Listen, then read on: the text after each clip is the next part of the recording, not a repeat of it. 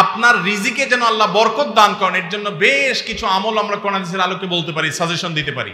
রিজিকে বরকত এবং ভাগ্য সুপ্রসন্ন হবে কোন আমল করলে? ভাইরা আমার, ভাগ্যে ভালো কিছু লেখা হয় কবে? একটা হলো মানুষের সৃষ্টিরও 50,000 বছরে আল্লাহ তাআলা ভাগ্য নির্ধারণ করেছেন। আরেকটা হলো প্রতি বছর যেই রাতে আল্লাহ কোরআন নাজিল করেছেন, আল্লাহ সূরা দুখানে বলেছেন সেই রাতে অর্থাৎ লাইলাতুল কদরে আল্লাহ তাআলা সব গুরুত্বপূর্ণ বিষয় ধার্য করেন।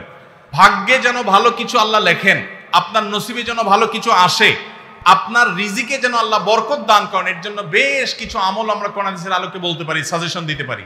তবে তার আগে আমাদেরকে জানতে হবে যে ভাগ্য সুপ্রসন্ন হওয়া বা রিজিকে বরকত হওয়া বলতে কি বুঝায়।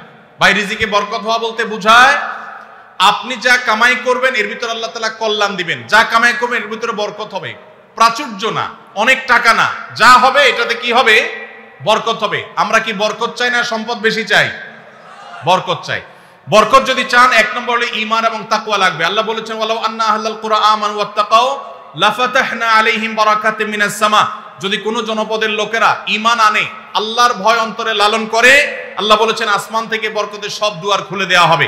এজন্য ভাই, ঈমান যদি থাকে, তাকওয়া যদি থাকে, গুনাহমুক্ত জীবন গড়ার সংকল্প যদি থাকে, বরকত আসবে জীবনে। নাম্বার 2, ইস্তেগফার বেশি বেশি করলে আল্লাহ বলেছেন সূরা নূহের মধ্যে, যদি কেউ ইস্তেগফার করে, নূহ আলাইহিস সালাম তার জাতিকে বলেছেন ফাকুল তুস্তাগফিরু রাব্বাকুম ইন্নাহু কানা গাফফারা ইউরসিলিস সামাআ আলাইকুম মিদরারা ওয়া ইয়ামদিদুকুম বিআমওয়ালিন ওয়া বানিন ওয়া ইয়াজআল লাকুম জান্নাতিন ওয়া ইয়াজআল লাকুম আনহারা। আল্লাহ নবী নূহ আলাইহিস সালাম বলেছেন, আমি আমার জাতিকে বলেছি তোমরা আল্লাহর কাছে ইস্তেগফার করো, ক্ষমা প্রার্থনা করো। বেশি বেশি ইস্তেগফার করলে আল্লাহ তাআলা রিজিকের মধ্যে বারাকা দিবেন, অভাব দূর করবেন, সম্পদে এবং সন্তানে আল্লাহ তাআলা বরকত দান করবেন। তাহলে 2 নম্বর আমল হলো ইস্তেগফার করা, রিজিকে বরকত হবে ইনশাআল্লাহ। নাম্বার 3, শুকর আদায় করা। আল্লাহ বলেছেন লা ইন শাকারতুম লা আযীদান্নাকুম। আপনি কোনো কিছু পেয়েছেন, আলহামদুলিল্লাহ বলেন, যা পাইছেন শুকর আদায় করেন, আল্লাহ নিয়ামত বাড়ায় দিবেন। নাম্বার 4, দান সাদাকা করা। আল্লাহ তাআলা বলেছেন ইয়ামহাকুল্লাহুর রিবা ওয়া ইউরবিস সাদাকাত। আল্লাহ সুদকে ধ্বংস করবেন, তবে সাদকা এবং দান এটাকে আল্লাহ তাআলা বাড়িয়ে দিবেন। এইজন্য কেউ যদি দান করে, আল্লাহ তাআলা তাকে কি দেন? বরকত দান করেন তার রিজিকে। তারপরে 5 নম্বর হলো আত্মীয়তার সম্পর্ক রক্ষা করা। নবীজি সাল্লাল্লাহু আলাইহি ওয়াসাল্লাম বলেছেন মান সাররাহু আন ইউবসাতা লাহু ফি রিজকিহি আও ইউনসালাহু ফি আথারিহি ফালিয়াসিল রাহিমা। যে ব্যক্তি চায় তার আত্মীয়তার সম্পর্কে, যে ব্যক্তি চায় তার হায়াতে বরকত হোক, তার রিজিকে বরকত হোক, সে যেন আত্মীয়তার সম্পর্কের সাথে সম্পর্ক ভালো রাখে, আত্মীয়দের সাথে, অর্থাৎ রক্ত সম্পর্কে আত্মীয়দের সাথে যেন সম্পর্ক কানেক্টেড রাখে, বিচ্ছিন্ন না করে, তাহলে তার রিজিক এবং হায়াতে বরকত হবে। এবং সর্বশেষ আরেকটা আমল বলতে চাই, সেটা হলো খাবারের ক্ষেত্রে একত্রিত হয়ে বসে খাবার খাওয়া। এই সুন্নত আমাদের সমাজ থেকে বিদায় হয়ে গেছে, আমরা অনেকে জানি না। আবু দাউদের একটি হাদিস বর্ণিত হয়েছে, নবীজি সাল্লাল্লাহু আলাইহি সাল্লামের কাছে এক ব্যক্তি বললেন, হে আল্লাহর রাসূল, আমরা খাই কিন্তু অনেক খাওয়ার পরেও পরিতৃপ্ত হই না, পেট ভরে না, খাবারের চাহিদা পরিপূর্ণ মিটে না, কারণটা কি? নবীজি সাল্লাল্লাহু আলাইহি সাল্লাম বলেছেন তোমরা সম্ভবত আলাদা আলাদা প্লেটে খাও, আলাদা আলাদা সিঙ্গেল খাও। তখন নবীজি সাল্লাল্লাহু আলাইহি সাল্লাম বলেছেন তোমরা সবাই একসাথে খানা খাবে, আল্লাহ তাআলা তোমাদের খাবারে বরকত দান করবেন। একসাথে খানা খাবে এবং বিসমিল্লাহ বলে খাবে, এই 2টা কাজ করলে আল্লাহ তাআলা তোমাদের খাবারে বরকত দান করবেন। এজন্য ভাইরা, বাসা বাড়িতে এক প্লেটে স্বামী স্ত্রী 2 জন আছেন, এক প্লেটে খাবেন, বাচ্চাদেরকে নিয়ে বড় প্লেট নিয়ে খানা খাবেন, এটা সুন্নাত। নবীজি সাল্লাল্লাহু আলাইহি সাল্লাম উৎসাহ দিয়েছেন, কিন্তু আমাদের সমাজ থেকে এটা এখন হারিয়ে গেছে, নাই বললে চলে। আমরা সবাই যার যার মতো খানা খাই। এজন্য এই কাজটাও আমাদের আমলে, আমাদের রিজিকে, আমাদের হায়াতে বরকত এনে দিবে ইনশাআল্লাহ। আকিকা না দিলে কি শিশুর বিপদ কাটে না? আকিকা না দিলে শিশুর বিপদ কাটে না এমন কোনো কথা কোরআন হাদিসে নেই। তবে আকিকা দেওয়া এটা গুরুত্বপূর্ণ একটা আমল। আল্লাহ কাউকে পুত্র সন্তান দান করলে 2টি ছাগল, আর কন্যা সন্তান দান করলে 1টি ছাগল জবে করা, এটা নবীজি সাল্লাল্লাহু আলাইহি সাল্লামের সুন্নাহ। এটা জন্মের 7ম দিনে, না হলে 14তম দিনে, না হলে 21তম দিনে করবেন। সেটাও যদি কোনো কারণে না হয়, পরে যে কোনো সময় করলেও আদায় হয়ে যাবে। এমনকি কারো শিশু কারো যদি আকিকা দেওয়া না হয়, বড় হওয়ার পর তার আকিকা দিলেও আদায় হয়ে যাবে। এই আকিকা এটা না দিলে যে বিপদ কাটে না এরকম কোনো কথা নাই। তবে হ্যাঁ, বিভিন্ন হাদিসে নবী সাল্লাল্লাহু আলাইহি সাল্লাম বলেছেন কুল্লু গুলামিন মুরতাহানুন বিআকিকাতিহি, বাচ্চার এটা আকিকার উপরে সে অনেকটা ডিপেন্ডেন্ট থাকে।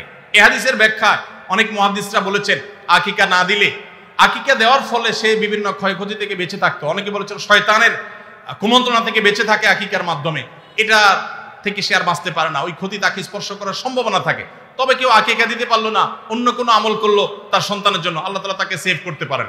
এমন কোনো কথা নাই যে আকিকা না দিলেই তার সন্তানের বিপদ কাটবে না। তবে আকিকা দেওয়া উচিত, এর মাধ্যমে সন্তান নানাভাবে উপকৃত হয়, নানাভাবে সেভ থাকে, নিরাপদে থাকে। আল্লাহ আমাদের যাদের সামর্থ্য দিচ্ছে তাদেরকে আমল করার তৌফিক দান করুন। আমি একজন প্রাইমারি স্কুলের শিক্ষক। সকাল 9টা থেকে 4টা পর্যন্ত আমার কর্মঘণ্টা, 4টা 15 পর্যন্ত আমার কর্মঘণ্টা। 5 বছর বয়সী বাচ্চা থেকে শুরু করে 12 বছরের শিক্ষার্থী পড়ে। প্রতিটা ক্লাসের সময়কাল 40 মিনিট। সকালে 3-4টা ক্লাস নিলে শরীর আর চলে না। পরবর্তী ক্লাসগুলো শুরুর ক্লাসের মতো মনোযোগ দিতে পারি না। তাতে কি আমার বেতনের টাকার কোনো প্রবলেম হবে? শত শত কোমলমতি শিক্ষার্থী সামলানো অনেক কষ্টকর হয়।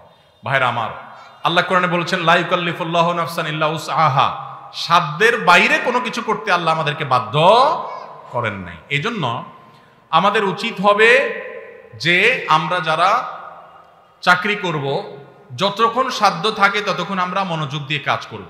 আমার এনার্জি আর কুলাচ্ছে না। আগে প্রথম আয়সা যেরকম করতে পারছি সকালের দিকে, দুপুরের পরে শরীরে এনার্জি একটু কমে যাবে, এটা স্বাভাবিক। এর কারণে ইনশাল্লাহ আপনি আল্লাহর কাছে পাকড়াও শিকার হবেন না। যদি আপনি ইচ্ছাকৃত গাফিলতি করেন, মোবাইল টিপাটিপি করে সময় নষ্ট করেন, বাচ্চাদের ক্লাসে দেরিতে যান, তাহলে সেজন্য আল্লাহর কাছে জব দিয়ে করা লাগবে। কিন্তু আপনার এনার্জি কমে গেছে, প্রথম ক্লাসের মতো মনোযোগ আর ধরে রাখতে পারছেন না, এর কারণে আপনি গুনাহগার হবেন না। আলহামদুলিল্লাহ, এরকম শুদ্ধ সুস্থ চিন্তা করার মানুষ যে আছে, বান্দার হক সম্পর্কে এতটা সচেতন মানুষ আছে, এটাই তো একটা সমাজের জন্য আনন্দের বিষয়। আলহামদুলিল্লাহ, সন্দেহাতীতভাবে এটা একটা সুখের সংবাদ যে একজন ভাই চাকরি করে, স্কুলে চাকরি করে তার ঠিকঠাক মতো বেতনটা হালাল হচ্ছে কিনা, তার মনোযোগ কমে যাচ্ছে, সেজন্য আল্লাহর কাছে দায়ী থাকবেন কিনা, এই যে চিন্তা মনে আসছে, এটাকেই বলে ঈমানী চেতনা। এই ঈমানী চেতনাই তো আমাদেরকে ভালো মানুষের দিকে নিয়ে যায়। আল্লাহ আমাদের ভাইকে আরো বেশি ঈমান আমল বানানোর তৌফিক দান করুন। আইডি কার্ড ও পাসপোর্ট বানানোর কাজ করা হালাল নাকি হারাম? আইডি কার্ড বা পাসপোর্টের কাজ, অর্থাৎ কারোর আইডি কার্ড পাসপোর্ট লাগবে, সেটার জন্য কাগজপত্র রেডি করলেন, অনলাইনে ফর্ম ফিল আপ করে দিলেন, এসব কাজ করে আপনি ফি নিলেন, এটা জায়েজ আছে। কিন্তু আপনি আইডি কার্ড এবং পাসপোর্ট অবৈধ উপায়ে, যেটা পাওয়ার কথা না সেটা পাওয়াই দিবেন, যেটা 10 দিনে পাওয়ার কথা সেটা 5 দিনে পাওয়াই দিবেন, এই রকম করে যদি আপনি অফিসারদের সাথে তলে তলে লিঙ্ক করে, ঘুষের লাইন করে আর ক্লায়েন্টের কাছ থেকে টাকা নেন, তাহলে সেই উপার্জন আপনার হারাম। কথা কি বুঝাতে পারছি? একটা হলো যে আপনার একটা দোকান আছে, কম্পিউটারের দোকান আছে, নেট সার্ভিস আছে, আপনি অনলাইনে ফর্ম ফিল আপ করে দিলেন, কাগজপত্র আগায় জোগায় দিলেন, এটার জন্য ফি আপনি 2000 4000 আপনি নিতে পারবেন। কিন্তু আপনি ক্লায়েন্টের কাছ থেকে অতিরিক্ত টাকা নিয়ে ওই পাসপোর্ট অফিসার, এনআইডি কার্ডের ওই অফিসারে আপনি ঘুষ দিলেন, দিয়া আপনি কাজটা করে আনলেন। এই ঘুষের কারবার করে অবৈধ কাজ করলেন, দেরির কাজ আগের করাইলেন, লাইন ব্রেক করাইলেন, নানামুখী যে শয়তানিগুলো আমাদের দেশে হয়, অবৈধ কাজ হয়, এগুলোর জন্য যদি টাকা লেনদেন করেন, তাহলে আপনার এই ব্যবসা হালাল হবে না।